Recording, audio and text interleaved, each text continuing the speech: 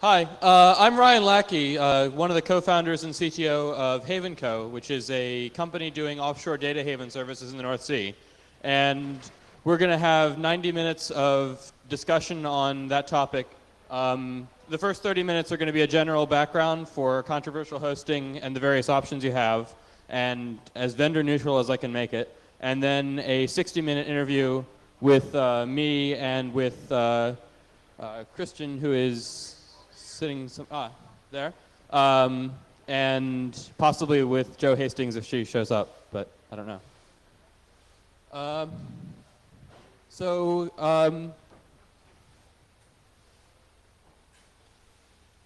just as a general background, I'm sure a lot of people here have a very technical background and host various things on the internet already. But just to start, pretty much everything on the internet needs to be hosted somewhere, and there are various concerns when you host it. There's convenience, maintenance issues, various other things. So when you choose, you have all these things that you really should consider, but you don't always consider them because you're busy actually doing the thing it is that you're trying to host. So it's sort of complicated, and it's a huge thing. There's lots of stuff that's hosted on the internet. And for most stuff, it doesn't really matter. Nobody really cares where a recipe site is hosted or anything else. It's unlikely that anyone's really going to do anything against it. But there are certain kinds of data which are very potentially controversial. One person's idea of a really good thing might not be somebody else's, and it's in some cases has been a very serious issue. And it often isn't really an issue because there are lots of things, if you host up a site that is really illegal but nobody ever looks at it, nobody's ever going to care. But when it does become successful or popular or gets in the press, then it starts to be a problem.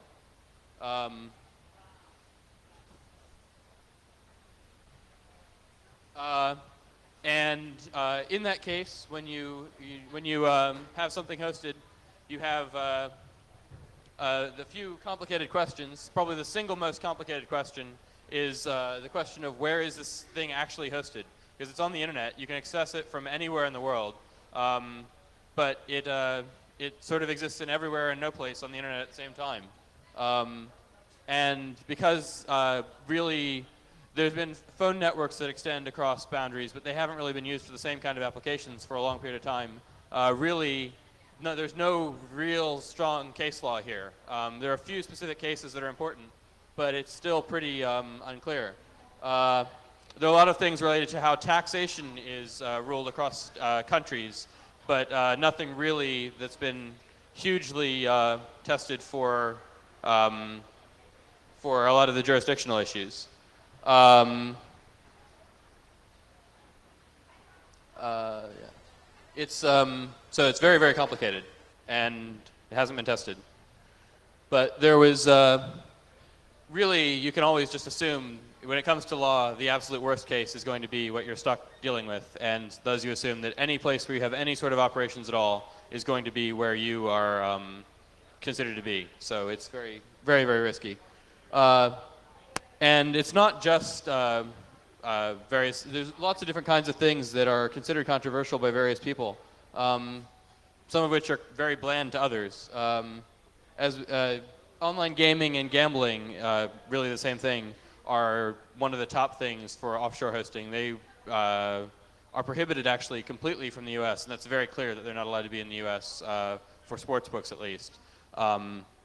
And that pushed them one of the first industries that moved offshore. There are certainly pornography is not something that a lot of countries, especially very religious countries, want to have hosted in their country. There are people who have email servers, which are not necessarily controversial themselves, but if a court subpoenas them, it can become controversial. The subpoena is for all of the email of a company, and in the past you wouldn't really have all of the communications of every executive for the entire history of the company on a single server to be subpoenaed and shown in court, like happened in the Microsoft trial. But now that's commonplace, and it's an increasing risk.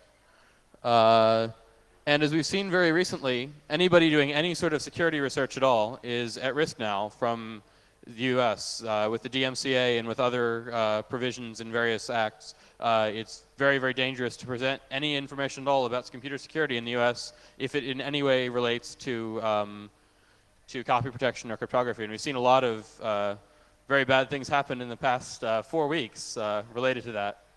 And anything related to individual privacy, especially financial privacy, is always controversial. Some jurisdictions make you keep a certain amount of records, other ones make you not be allowed to keep certain amounts of records, and you can end up in the position where you are legally required to keep records that you can't legally keep. And that gets very, very confusing if you operate in more than one place. So you can be thrown in jail or criminally violating laws in multiple countries at the same time by doing one or the other thing. So it's sort of a catch-22.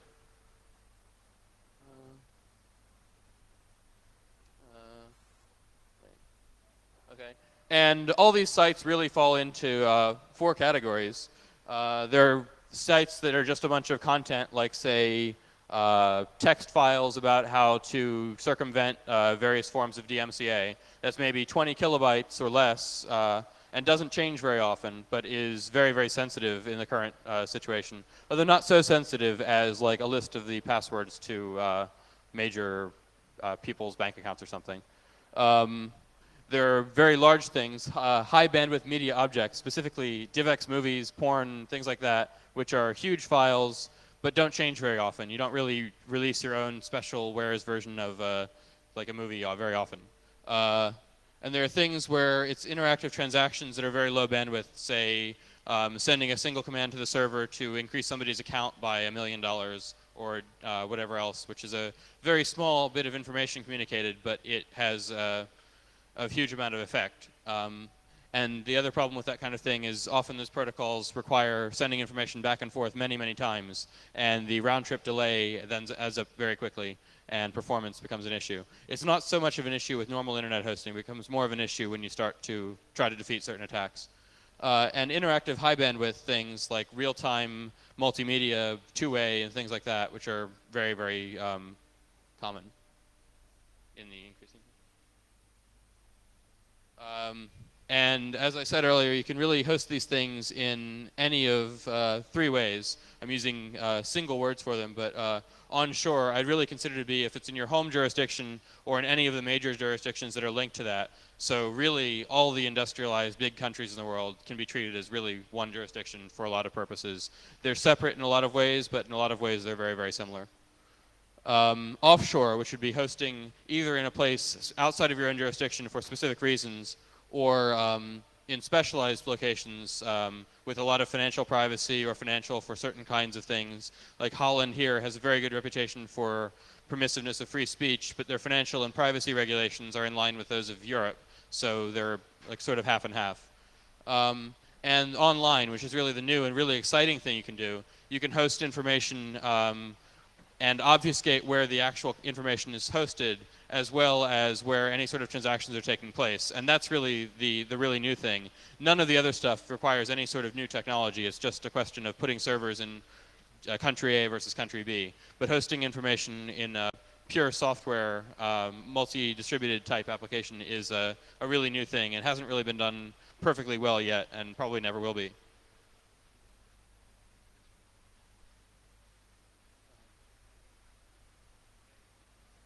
Yeah. For onshore, I'd say really traditional co-location companies in major markets are a good example. There's lots of competition, so the prices are actually pretty good for a lot of that. And it's very high efficiency. But the problem is these countries tend to pass laws which have very serious drawbacks for people that care about their privacy or their freedom of speech, or indeed any of their rights whatsoever. They pass laws, especially in the U.S. recently, requiring that everybody who makes certain kind of equipment include provisions for access by government, that circumvention information can't be distributed, and everything else. So it's very, very shifty foundation. None of those things existed 20 years ago. So what's that? Offshore, I guess the traditional image of that is a Caribbean island with maybe one phone line connecting it to the internet, and a bunch of people sitting around drinking rum all day.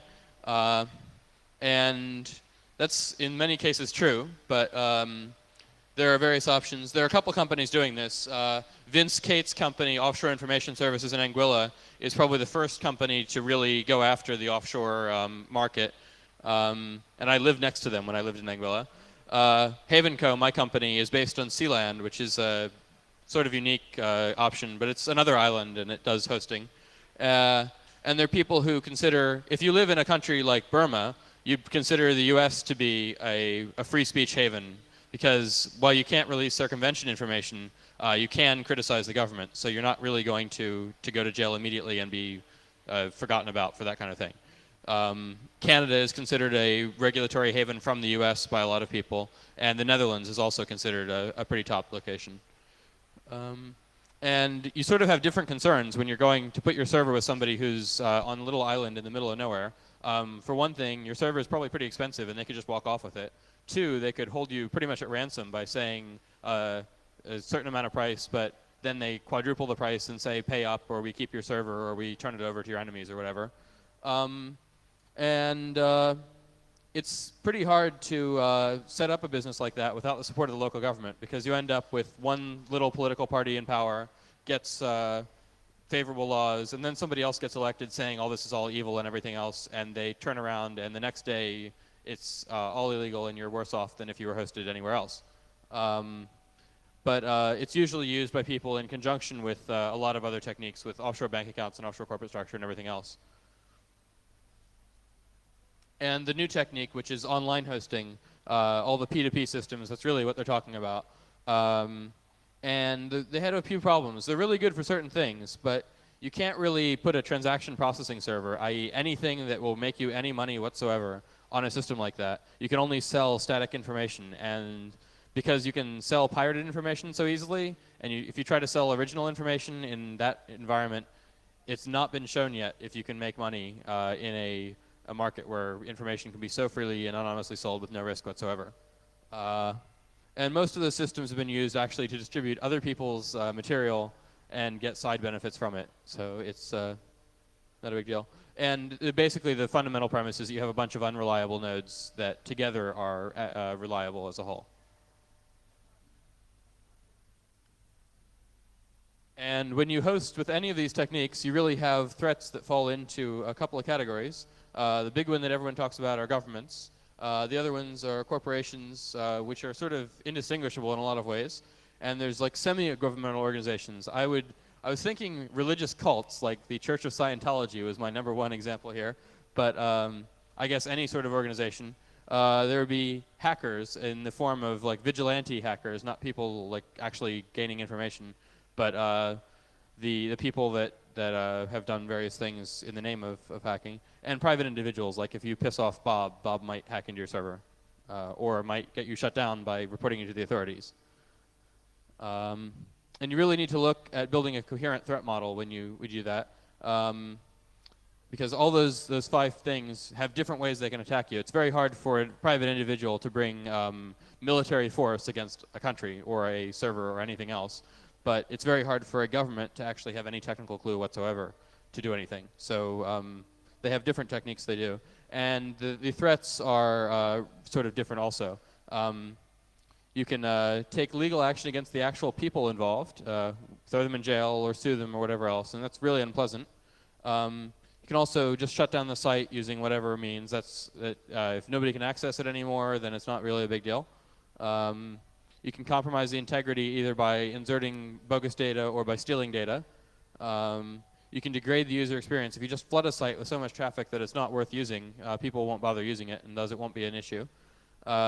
And you can attack the profitability in public relations by, if somebody has a site that you don't like, you can set up a site like harvardnetsucks.com and expose all their horrors of what they've done, and it'll be possibly a very major risk for them. But really, there's no one solution that fits all these things. They break into several different things. Protection, which is protection for the principals involved. If you are hosted onshore in the US or someplace else, and you live in the US, and you're doing something that's wrong, you're probably going to be identified and thrown in jail, or civil or whatever else happens to you. But it's pretty guaranteed it's going to happen. If you're offshore and you pay people in cash or whatever else, you don't really need to worry about that because they don't know who you are and they can't turn you over.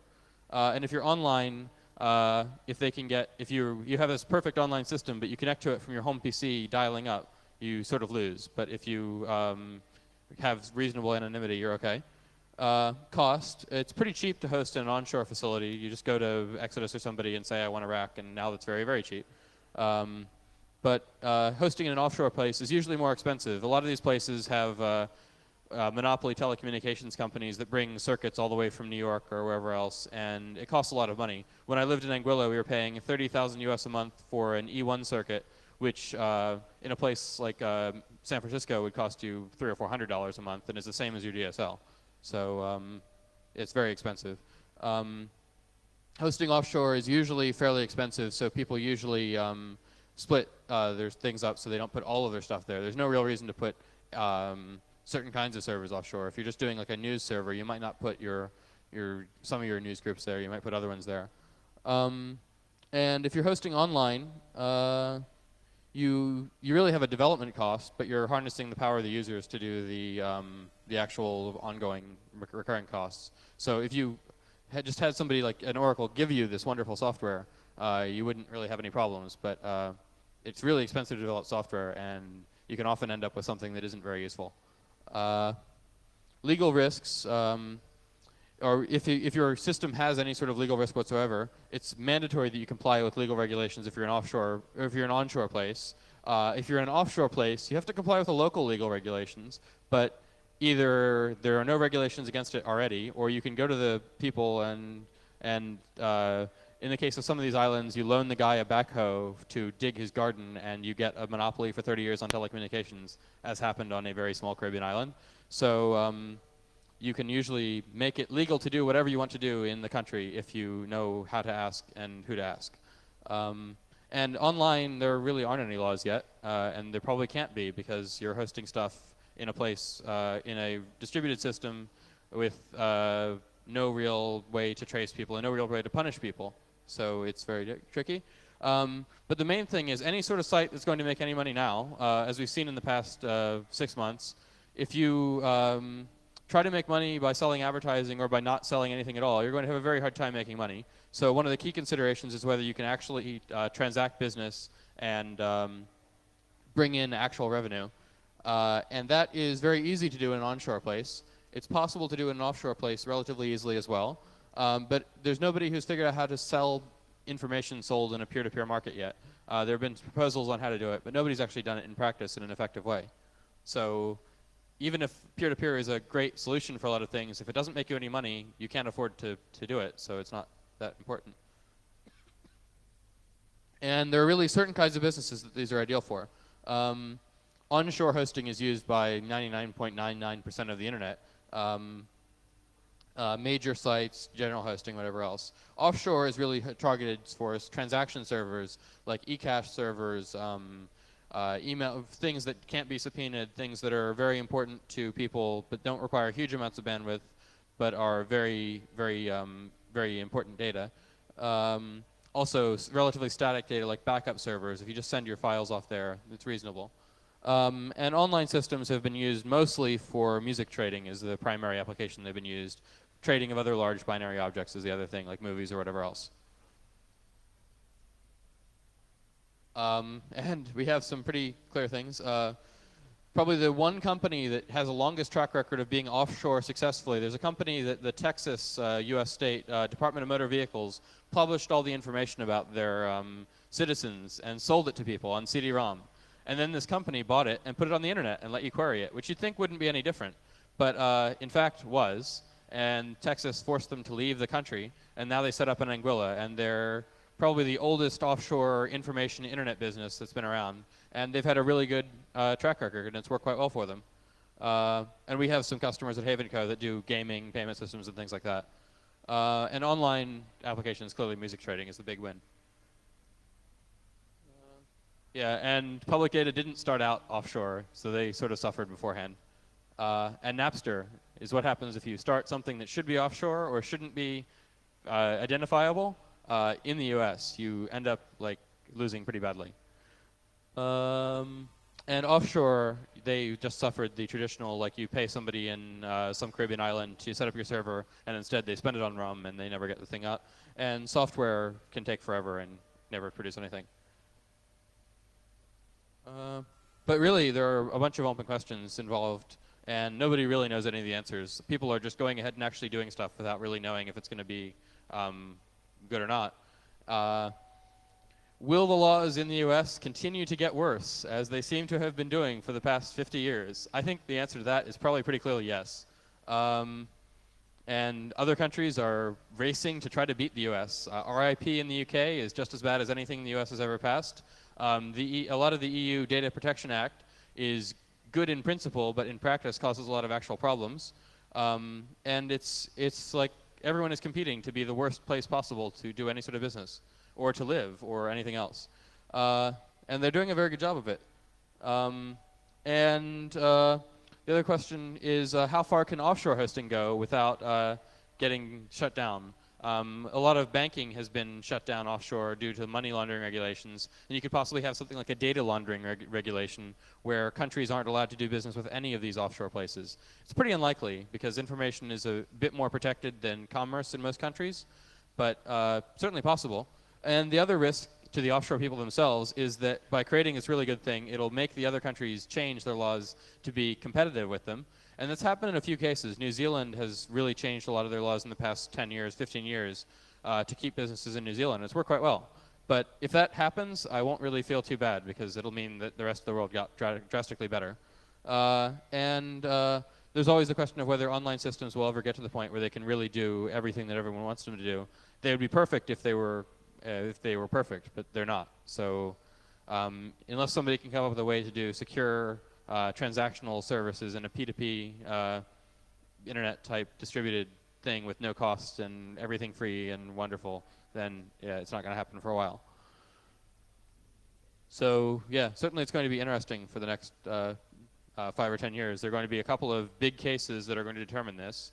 You don't normally have people do the same thing over and over again. There'll be something unique about these cases, and it's important that they be cases that are relatively clear of any sort of other entanglements. You don't really want somebody with a really shady past to be your person that gets arrested under breaking this law. Like in the South in the U.S., when they had the bus legislation, they picked Rosa Parks because she was a church-going older lady who was very upstanding and respected in their community to be the one.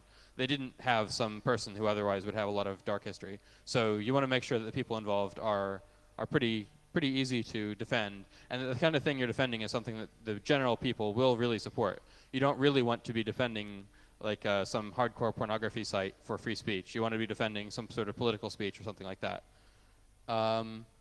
And yeah, that's pretty much that. I have some photos of Sealand, which is an example of the facilities, but I'd like to do the interview, the 60-minute interview with questions, and I can show the photos pretty much during that or afterwards.